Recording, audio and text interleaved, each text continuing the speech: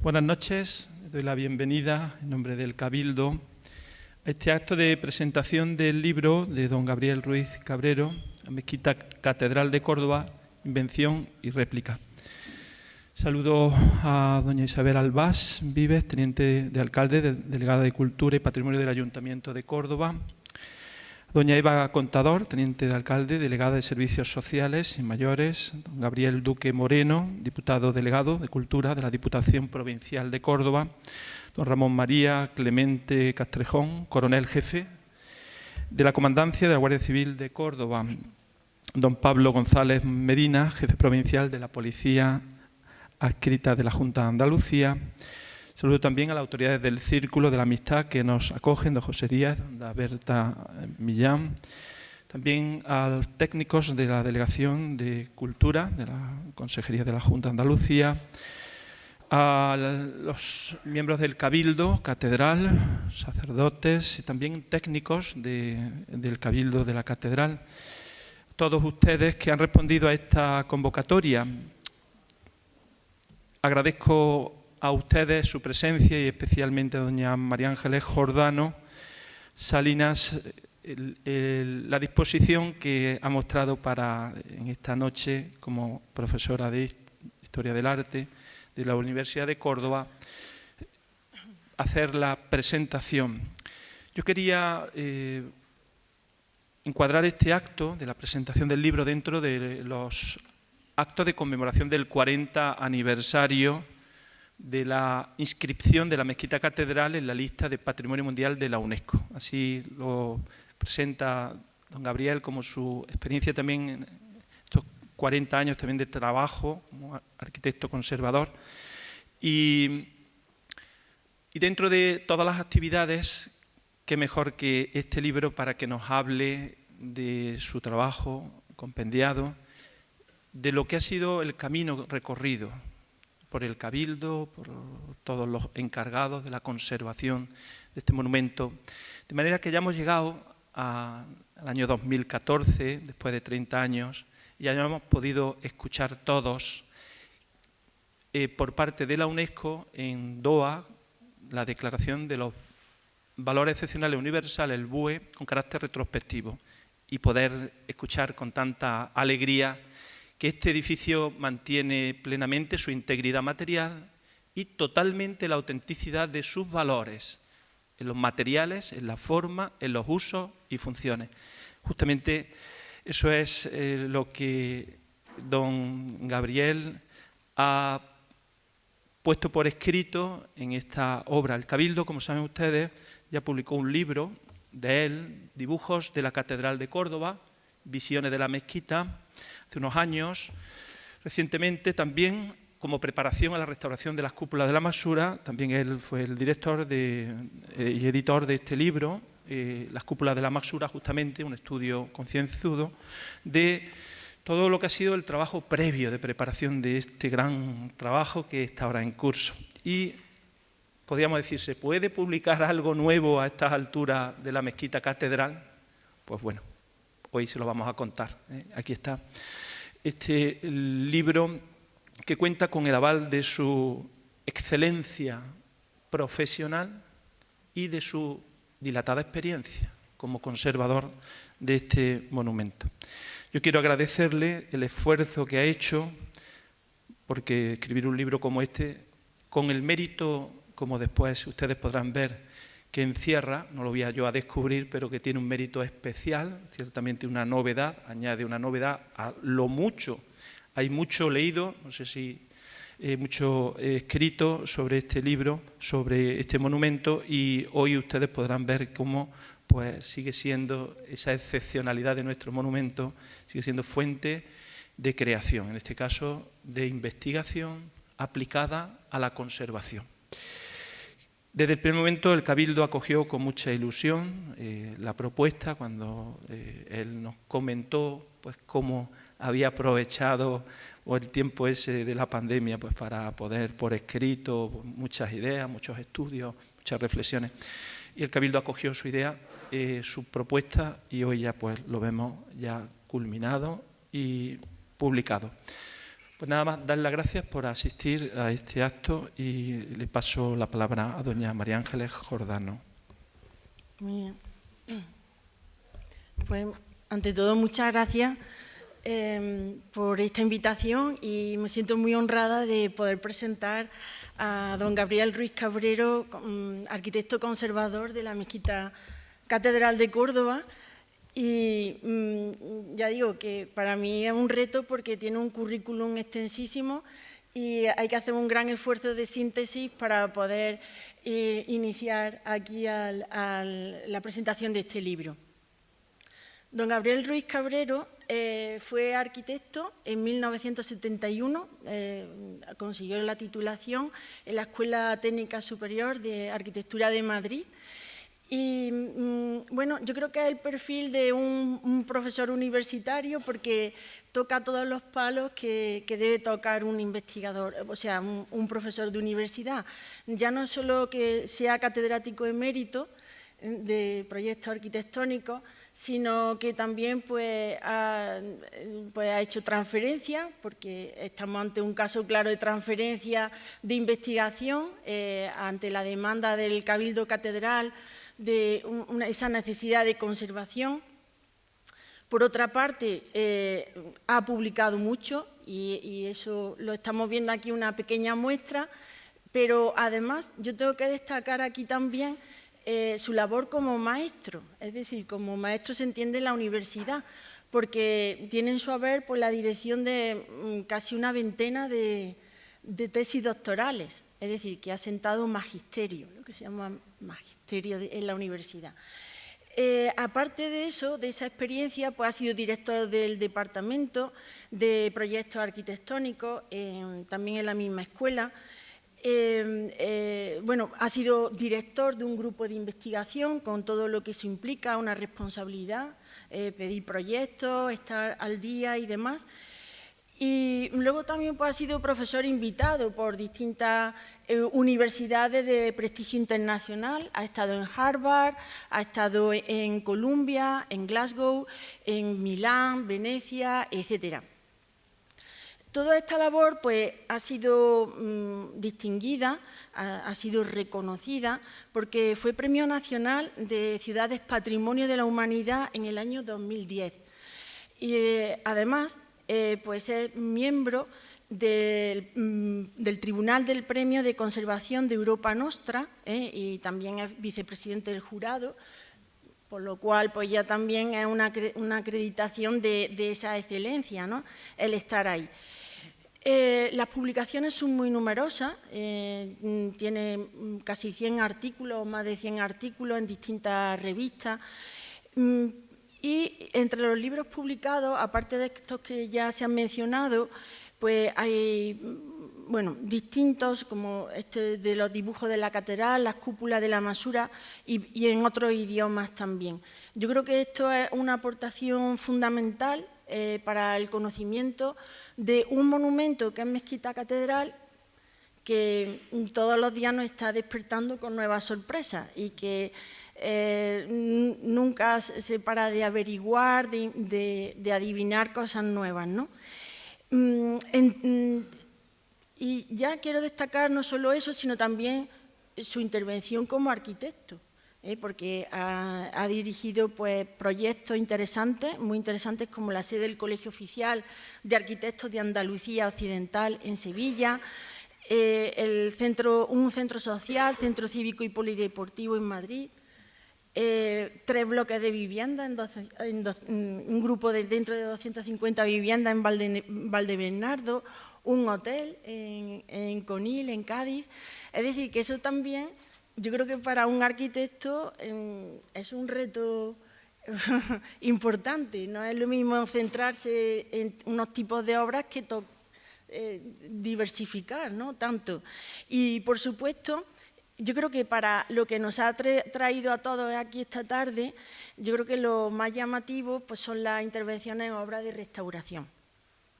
Y en esto sí que tengo que destacar, como se ha mencionado antes por el deán presidente, pues sus más de 40 años de conservador de la Mezquita Catedral, junto con Gabriel Rebollo y Sebastián Herrero, que ha sido quizás los años más dilatados, aunque ahora se ha incorporado al equipo pues, un nuevo arquitecto, ¿no? Francisco Rebollo, pero ha estado también pues, en la revisión del plan director de toda la Catedral de Córdoba, que se presentó hace relativamente poco. Ha intervenido en el plan director de la Catedral de Málaga y por destacar algunas cosas que están relacionadas con la restauración, pues con la Torre de los Lujanes en Madrid, la Colegiata de Santillana del Mar en Cantabria, el Convento de las Bernardas de Alcalá de Henares, la Embajada de España en Argel, la Iglesia de San Juan de Castrojeriz, el Convento de Madres Carmelitas en 1979, en fin, que tiene muchísimas obras de restauración que yo creo que destacan pues, esa actividad que denota su amor por la conservación y teniendo en cuenta el patrimonio que tenemos en España, pues es fundamental que estemos en buenas manos, con arquitectos competentes.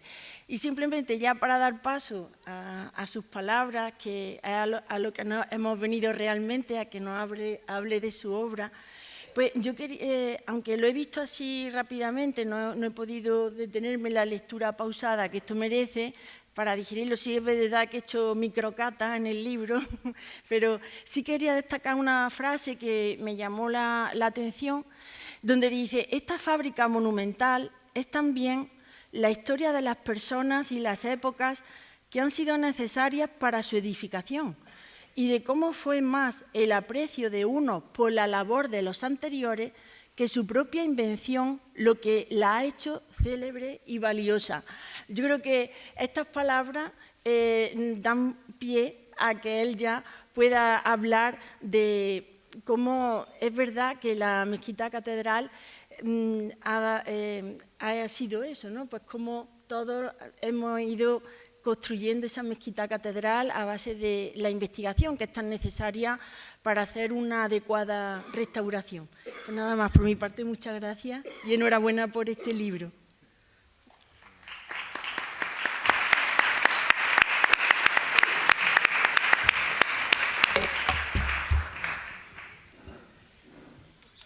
Sí.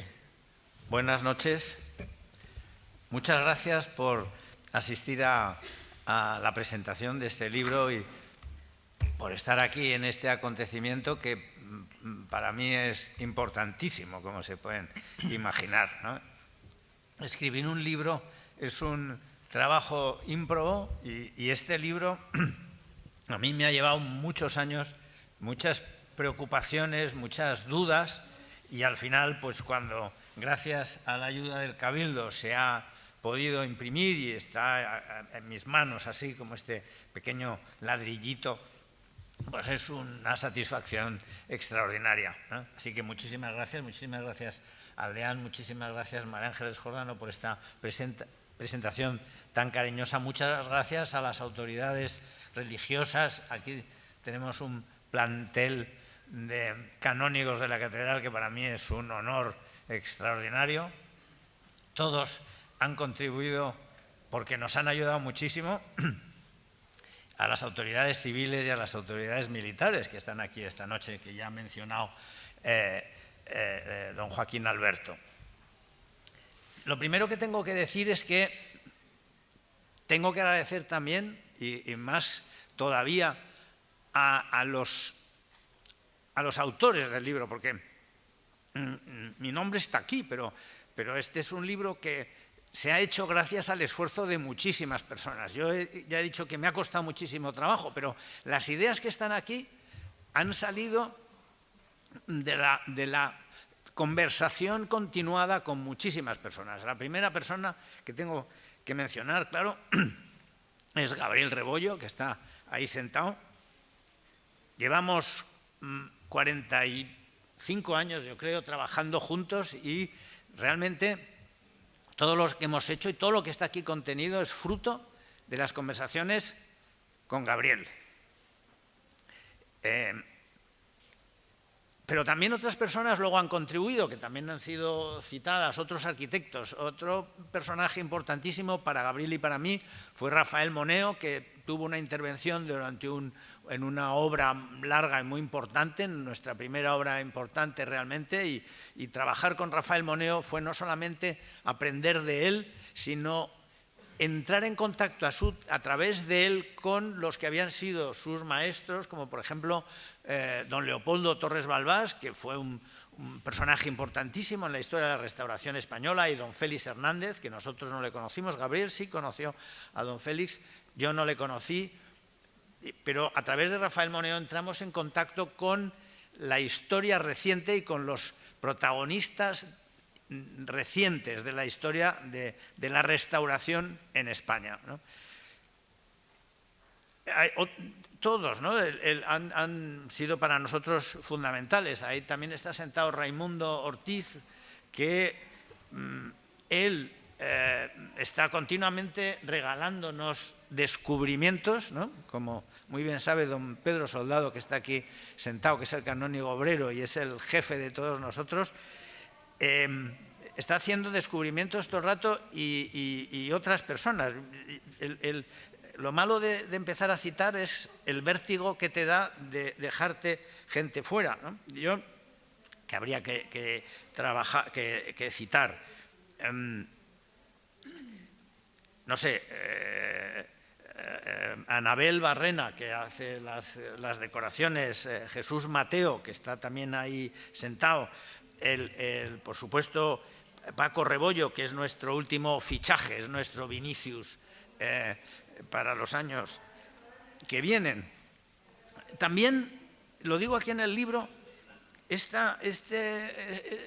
todo lo que nosotros hacemos es fruto de la conversación que tenemos con otras personas. Por ejemplo, que también están ahí sentados los técnicos de la Consejería de Cultura, ¿no? Jesús Ventura, Jesús Muñoz, Alberto Montejo, Juan Murillo, que no está aquí, del Ayuntamiento. Son personas con las que continuamente estamos hablando, muchas veces no estamos de acuerdo, y es precisamente de esos desacuerdos donde se obtiene las seguridades para trabajar. Todos ellos, como digo, son autores de este libro, pero también son autores muchas personas que murieron, algunos que murieron hace siglos, porque lo bueno que tiene, Gabriel y yo siempre lo decimos, lo bueno que tiene trabajar en este edificio es que estás con la sensación de participar de una permanente conversación con personas que vivieron hace muchísimos siglos y que se hacen vivos a través de su obra, a través de las piedras y cómo las han tratado. Personajes que muchas veces te llevan a hacerte preguntas, ¿cómo era este señor o cómo era este obispo, ¿no? Algunos que la historia le recoge así accidentalmente y que han sido fundamentales en el edificio, ¿no? Fray Ceferino González, por ejemplo, es un personaje, un obispo que fue importantísimo y que la historia pasa un poco por encima de él, un señor que fue un científico, que estuvo escribiendo libros en Filipinas, donde ya estuvo como obispo. Es un personaje importantísimo, que don José Trevilla, ¿no? Don José Trevilla, Joseph Trevilla, cántabro, como pone en la lápida que hay en la catedral, que es el que restaura las cúpulas de la Maxura. Un esfuerzo importantísimo y que me gusta detenerme en él porque estábamos en 1815 y antes de que se planteara la teoría de la restauración, es decir, cuando Viollet-le-Duc, que se supone que es el maestro de la restauración en Europa, tenía un año, el obispo Trevilla, con Furriel, que era el pintor, el organero de la catedral, hacen esa restauración maravillosa del mihrab que resiste cualquier crítica que se le pueda hacer desde los criterios más contemporáneos de restauración.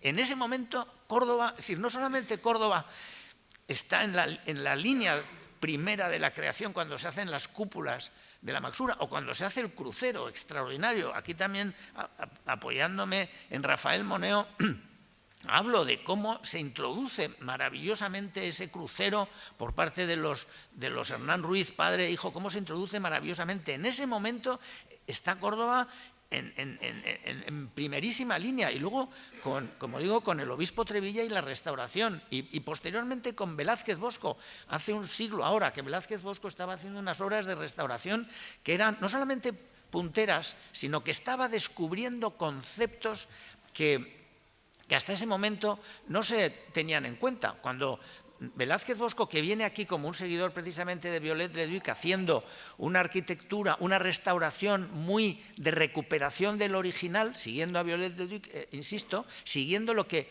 Madrazo había hecho con la Catedral de León, cuando llega aquí descubre que no se trata solamente de recuperar ese original de la época islámica, de la arquitectura hispano-islámica, sino que la arquitectura también gótica era muy importante, y por eso restaura la bóveda gótica, la que llamamos la bóveda gótica o la bóveda inglesa, la restaura. Y de aquí es de donde saca la idea de la restauración integral, de manera que cuando le encargan la restauración de Granada, plantea lo que hay que hacer, y en realidad lo que está planteando es un plan general.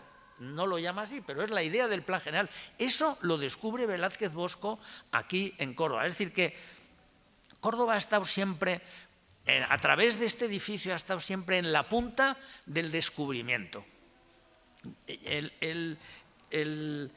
Muchas veces me preguntan, ¿qué es lo que has descubierto en este edificio? ¿Qué has descubierto en este? Bueno, yo digo, lo que he descubierto es lo que he aprendido, lo que hemos aprendido. Y lo que hemos aprendido, y esa es una idea que es muy central en este libro, es que este edificio en cada época ha sido un edificio distinto. Ha sido una mezquita distinta y ha sido una catedral distinta. Es decir, entre la catedral de Abderramán I y la catedral de Al-Hakan II estamos hablando de dos edificios completamente distintos. La catedral de Abderramán, la mezquita de Abderramán I es una mezquita hecha a toda velocidad porque el emir se moría y quería entrar en el paraíso con una obra religiosa importante, y entonces rápidamente se pone a hacer esto.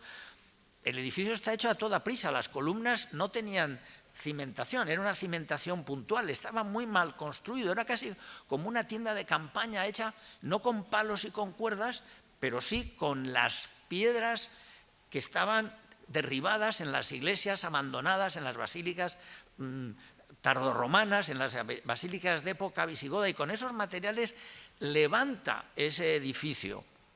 Es un edificio, como digo, rápido, pero que contiene esa invención. Por eso el libro se llama Invención y réplica, porque la invención en realidad en arquitectura no existe, también lo digo, pero es como si fuera una invención, porque el arco doble, no el arco de herradura, que el arco de herradura es un arco oriental que viene de Bizancio, que trae el final del Imperio Romano, pero el arco doble de herradura, con todo ese invento del modillón de rollos y las...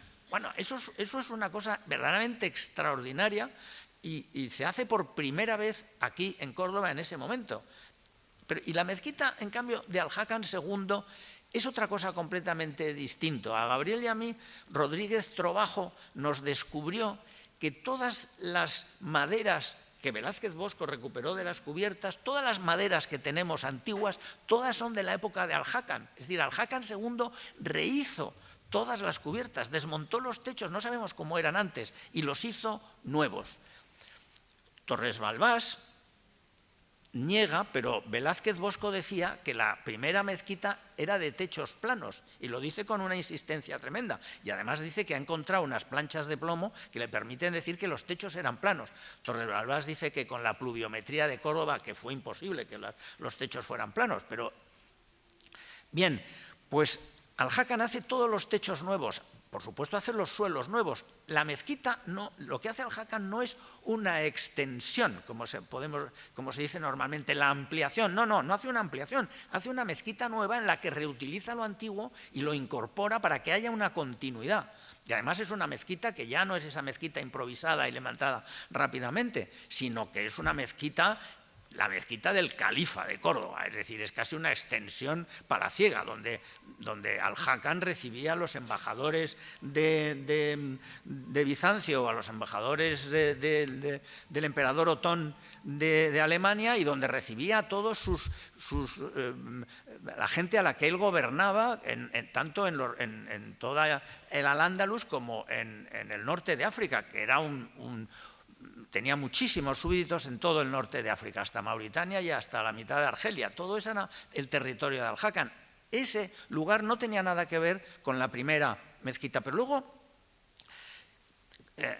con la reconquista de Córdoba, la catedral se convierte, como sabemos, al día siguiente. Es muy bonito el gesto que tiene el rey Fernando III, que no entra en la mezquita como conquistador, ¿no?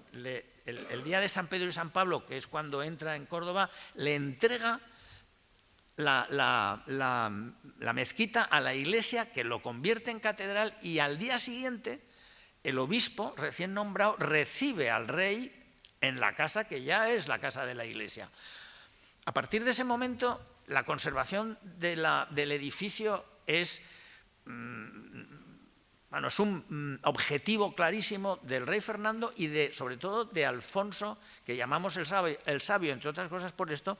Conocen ustedes muy bien la carta que escribe Alfonso X al Cabildo, diciendo que no se toque nada y que si hay que hacer algo, que se recurra a los descendientes de quienes construyeron este monumento, refiriéndose a los alarifes musulmanes. Hace un esfuerzo por conservar el edificio exactamente como había llegado a sus manos, que es lo que ahora nosotros decimos de que tiene que ser la restauración. Y durante mucho tiempo el edificio no se toca, y el Cabildo participa absolutamente de este concepto y de esta idea desde siempre. El Cabildo siempre ha defendido la integridad del edificio. Es notable que cuando el rey Felipe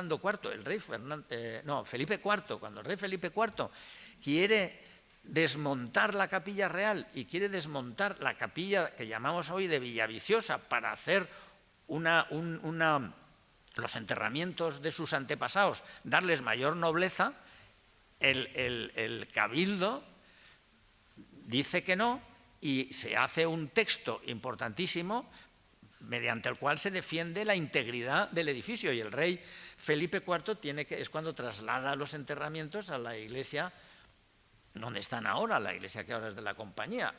Es decir, la iglesia siempre defendió el edificio, y lo defendió, la iglesia se defendió, el Cabildo se defendió del obispo Manrique cuando quiso hacer el crucero, ¿no? Hasta que Carlos, porque siempre se dice que Carlos V dijo eso de habéis destruido lo que había en todos los lados. Eso no está nada probado, al revés, no hay pruebas de que el emperador Carlos viniera a Córdoba. Lo que sí se sabe con seguridad es que dijo, adelante, hágase el crucero, y se hace ese crucero verdaderamente maravilloso. Es decir, pero ya una vez convertido en catedral, va cambiando y va siendo la catedral que la Iglesia entiende que tiene que ser una catedral. Primero es una catedral gótica, luego es una catedral renacentista, luego será una catedral barroca, luego viene Trento y cambia el presbiterio y lo cambia todo realmente. Luego viene el obispo Salizanes, ¿no? que María Ángeles ha trabajado,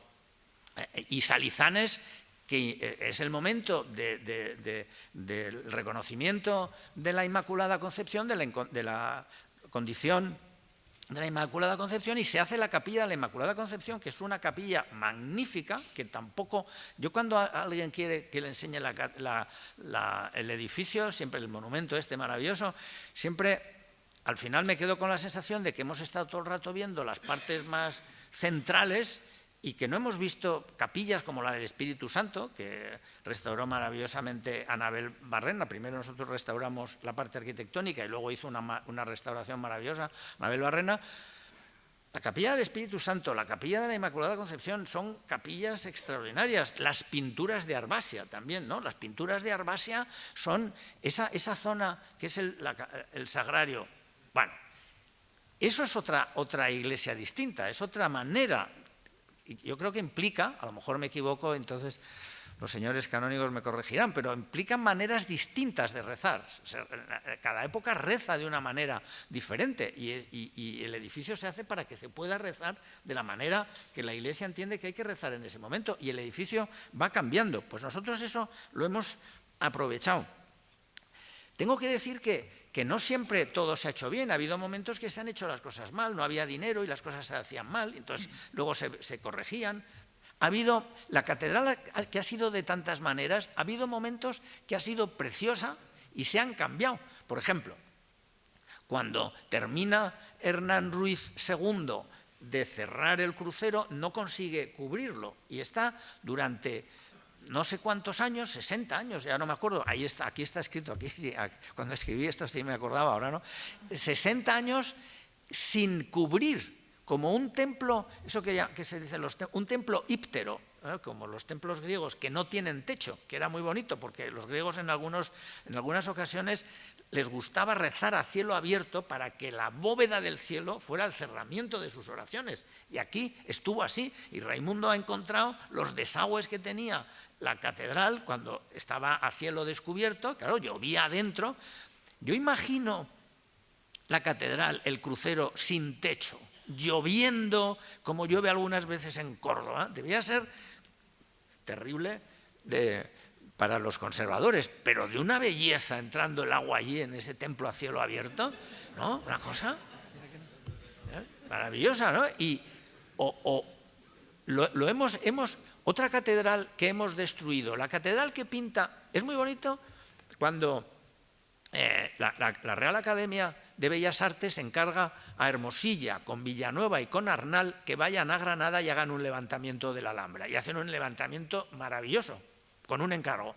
Y cuando vuelven a Madrid, pasan por Córdoba y Hermosilla le escribe a la Academia y le dice: estamos en Córdoba y no podemos no dibujar la catedral, y la dibujan. Y hacen una colección de plantas y de secciones maravillosas. La catedral que dibuja Villanueva, que era el momento en que los arcos estaban todos pintados de blanco y la catedral estaba toda encalada con todas los cupulines barrocos abiertos y la luz entrando por arriba.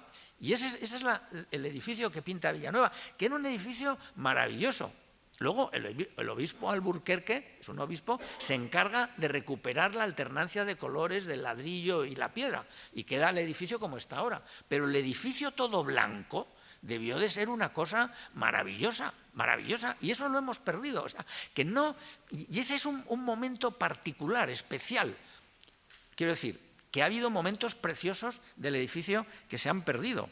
Pero no tenemos que estar nostálgicos por ellos, porque ahora mismo el edificio yo creo que está en otro momento extraordinario.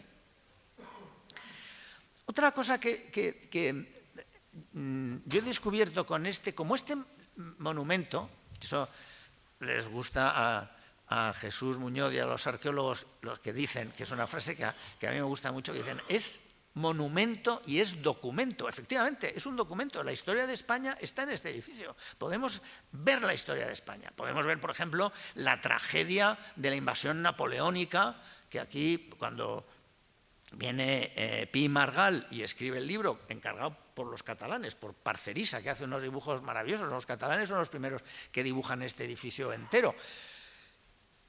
Y Pi Margall está asustado de cómo está destruida la ciudad, una ciudad derruida, en ruinas, una cosa terrible. Bueno, esa ciudad, terrible.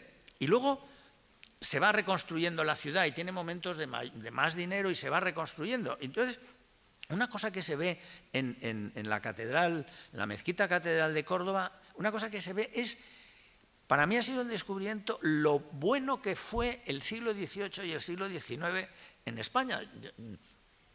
Cuando yo estudiaba historia, el siglo XIX era una birria, era un desastre. Lo bueno había sido el siglo XX, el siglo XIX era un horror. Bueno, a mí me parece que el siglo XIX, y se ve, yo creo que en este libro, espero haberlo contado, el siglo XIX es magnífico. El descubrimiento del edificio a lo largo del siglo XIX es impresionante. Y las personas que trabajan aquí, todos los Pedro Madrazo, los Pi Margall, que escribe antes que él, todos, ya se me van los nombres, bueno, estudian el edificio divinamente y lo acaban entendiendo. Y eso es el siglo XIX. El siglo XIX y España está, el siglo XIX España está en las guerras carlistas, es un destrozo, España está en una guerra civil prácticamente todo el siglo XIX y sin embargo se hacen unas cosas maravillosas. Y siempre, siempre la valoración que se hace de la arquitectura, que ellos llamaban a la arquitectura árabe, igual que al arco de herradura le llamaban el arco árabe. Ahora sabemos que no era árabe, pero lo llamaban arco árabe. Bueno, pues la arquitectura árabe en ese momento era apreciadísima. El primero, un personaje del que yo hablo aquí, aunque no interviene directamente en la catedral, pero intervino muchísimo en el pensamiento, es Jovellanos. Jovellanos, que está, como ustedes saben, prisionero en Palma de Mallorca durante muchos años, porque Godoy le mete en la cárcel. Jovellanos es el primero que dice que el arte gótico y el arte islámico, hispano-islámico o hispano-árabe, ya no me acuerdo cómo lo llama de varias maneras, que es importantísimo y que además es nuestra historia. Jovellanos, un ilustrado, dice, es nuestra historia. Pero es que eso ya los Hernán Ruiz lo habían dicho. O sea, ¿cómo viene el Renacimiento? El Renacimiento viene porque hay un señor que también le cito aquí, que es importantísimo en la historia de Europa, que es Petrarca, y Petrarca les dice a los italianos: nosotros somos los herederos de Roma, nosotros somos Roma. Y entre otras cosas, por eso es por lo que está entre las personas que apoyan que la sede del Papa se traslade de Aviñón y vuelva a Roma, porque él dice tiene que estar en Roma.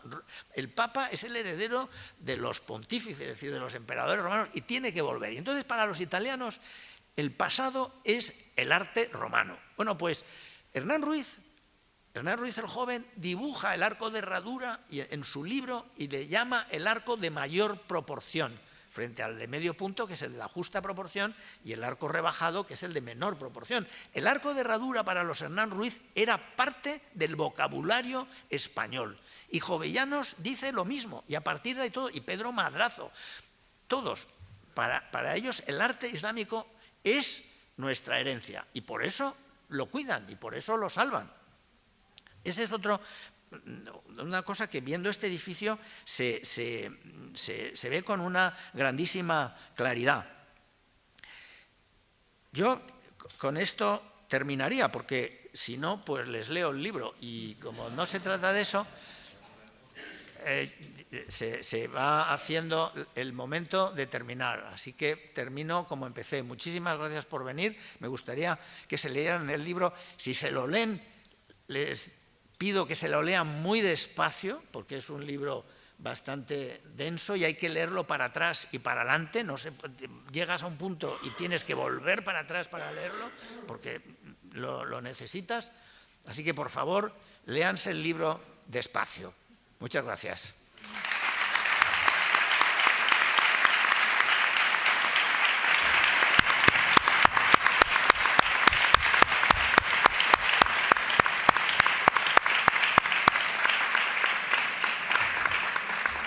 Yo quiero concluir agradeciendo de nuevo a Gabriel el esfuerzo que ha hecho para redactar este libro.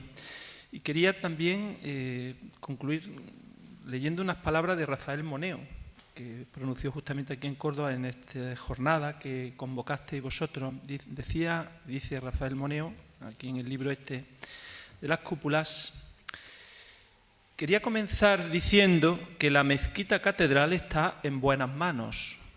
Si algo es grato y satisfactorio es ver la historia, el pasado, depositado en un edificio, algo que va más allá de lo que éste es.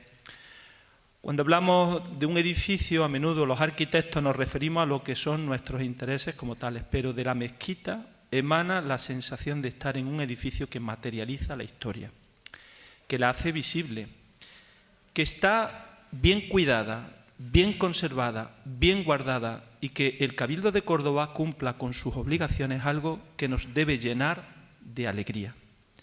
Esta actitud de puertas abiertas se refiere a esas jornadas del Cabildo, que los arquitectos y demás gente interesada en la arquitectura de la mezquita puedan verla y sientan esta casa como suya. Es estupendo y da muchísimo sentido a esta jornada. Realmente, continúa diciendo, hay que agradecer el trabajo de Gabriel Ruiz Cabrero, Gabriel Rebollo, Sebastián Herrero, una atención continua a la mezquita que se percibe en los más pequeños detalles. Está tan cuidado todo, no hay nada que diga que aquí pudiera haberse hecho algo más. Y siempre con una discreción y con una voluntad de no sorprender a quien la visita, que es tremendamente de agradecer. Bueno, pues lo dice uno de los grandes arquitectos contemporáneos, buen conocedor de este edificio, que ha escrito un libro también, Rafael Moneo, además de que le hizo el prólogo al otro libro anteriormente citado, que ha escrito Rafael Moneo un libro sobre nuestra mezquita y otros edificios similares. Y por lo tanto, pues yo quería hacer hoy uso de estas palabras de alguien con la máxima autoridad en España para recordarnos que la mezquita catedral está en muy buenas manos. Cuando lean el libro comprobarán que saben muy bien Gabriel Rebollo también, Francisco Rebollo, nuestros técnicos, están también aquí los arqueólogos, los restauradoras, los técnicos que colaboran con el Cabildo Catedral en la gestión de este monumento, saben muy bien lo que tienen entre manos, lo hacen con la máxima profesionalidad y con todo rigor científico. Bueno, pues nosotros queremos en este 40 aniversario también poner a disposición de todo el que quiera conocer mejor este monumento en su singularidad y en su complejidad, pues el Cabildo ha querido publicar este libro para que quien quiera conocer mejor pueda hacerlo de la mano de quien se ha dejado media vida. Cuando hablamos de Velázquez Bosco, hablamos de Félix Hernández, la historia contemporánea de este monumento, pues también habrá que hablar de vosotros en el futuro, porque sois ya pues medio siglo casi de la historia de este edificio, es mucho tiempo, y con un resultado, como dice Moneo, llegamos, lo contemplamos y con toda discreción uno contempla que aquí hay alguien o muchos trabajando que nos permiten contemplar este edificio que, como ha dicho la UNESCO, mantiene totalmente la autenticidad de sus valores en los materiales, en las formas, esos que vosotros habéis ido restaurando, conservando en sus usos y funciones. Pues muchas gracias a todos por su asistencia. Sí.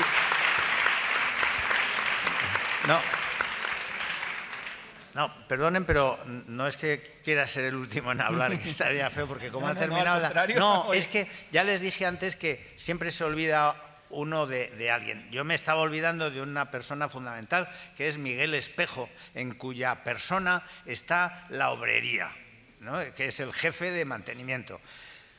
Los albañiles, los herreros, los carpinteros que trabajan en este edificio y que se entregan de una manera y con unos conocimientos que verdaderamente da un gusto verles trabajar tremendo, bueno, pues me estaba olvidando de mencionarles y son clave. Así que muchas gracias a todos ellos también. Muy bien.